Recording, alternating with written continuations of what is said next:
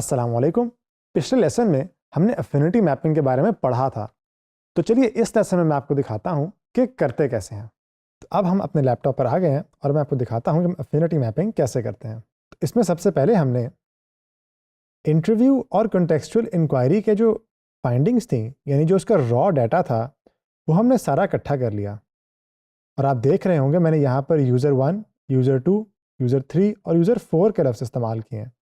और मैंने बताया हुआ है कि ये एक हार्डकोर प्रोफेशनल गेमर है, ये एक कैजुअल गेमर है, ये सेमी प्रोफेशनल है और ये स्टूडेंट है। लेकिन मैंने इनके नाम इस्तेमाल नहीं किए। क्यों? क्योंकि जो हमने पहले पढ़ा था रिसर्च एथिक्स और ऑप में कि उनकी पर्सनल इन्फॉर्मेशन आपने इस्तेमाल नहीं करनी। जब मैं सारे को देखूंगा, इसको देखने के बाद मैं ये जज करूंगा कि यार इसमें मैं क्या ग्रुप कर सकता हूँ इकट्ठे। मसलन मैं देख रहा हूँ I always check if the product is original before buying. इसका ताल्लुक थोड़ा ट्रस्ट से लग रहा है, तो इसको उठाकर मैं यहाँ ले आऊँगा। इसके साथ साथ एक और भी है जहाँ यूज़र ने कहा है I don't trust stores that don't show warranty clearly, यानी इसका भी ताल्लुक ट्रस्ट से है। तो मुझे इन दोनों में आपस में कुछ मिलाप नज़र आ रहा है।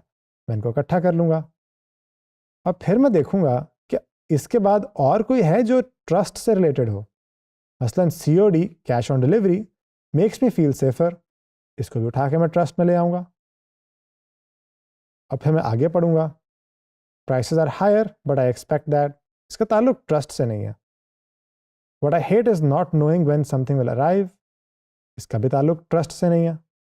I compare prices on multiple websites. इसका भी ताल्लुक ट्रस्ट से नहीं है। जब ये सारे पढ़ूंगा तो मुझे लगेगा कि हाँ, ये एक है। If the site feels shady I leave. इसका ताल्लुक ट्रस्ट से है। इसको भी उठाकर मैं इनके साथ ले आऊँगा और इस सारे के ऊपर मैं एक नाम दे दूंगा, ट्रस्ट। इसी तरह करते करते मैं इन सारों को ग्रुप्स में डिवाइड करूंगा। यह आपने ज़रूर ख्याल रखना है कि जब इनको आप ग्रुपिंग कर रहे हो तो जो हमने ओरिजिनल थीम डिफाइन किए थे, आपने उनको जहन से निकाल के करना है। यहाँ पर उन थीम्स के लिहाज से आपने नहीं करना। उन थीम्स को हम इसके अगले स्टेप पे लेके आएंगे। पहले स्टेप में जब हमने इन सारों को ग्रुप कर लेंगे तो ये कुछ इस तरह के दिखेंगे। मसलन ट्रस्ट से रिलेटेड हमने सारे इकट्ठे कर लिए। फिर दूसरा हमने अवेलेबिलिटी और डिलीवरी के लिहाज से इकट्ठे कर लिए। फिर हमने डिसीजन मेकिंग के लिहाज से इकट्ठे कर लिए और फिर हमने चेकआउट एंड कॉस्ट एंजाइटी के लिहाज से इकट्ठे कर लिए। और फिर एक आखिरी एक और भी आया जिसमें प्रोडक्ट अंडरस्टैंडिंग एंड कंपैरिजन आया।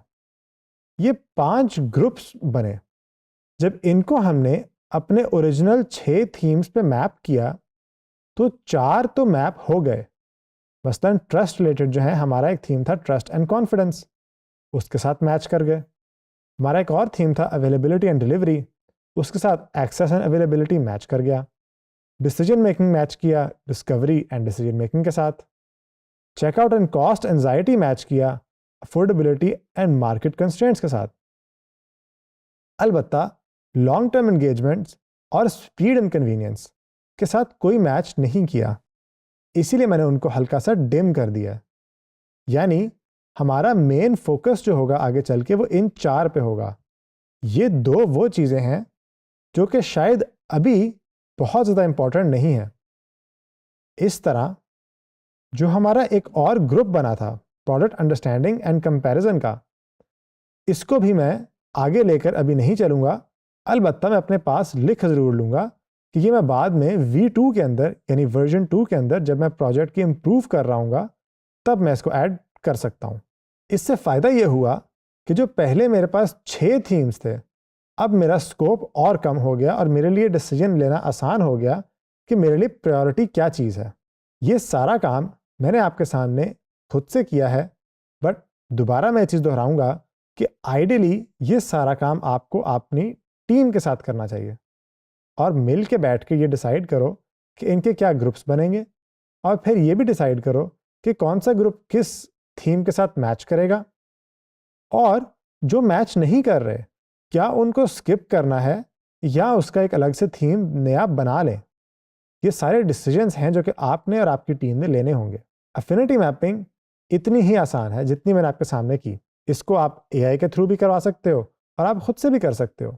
यहाँ तक हमने अफिनिटी मैपिंग डिस्कस की कि क्या होती है और कैसे करनी है। अब आपसे मुलाकात होती है अगले लेसन में इंशाल्लाह।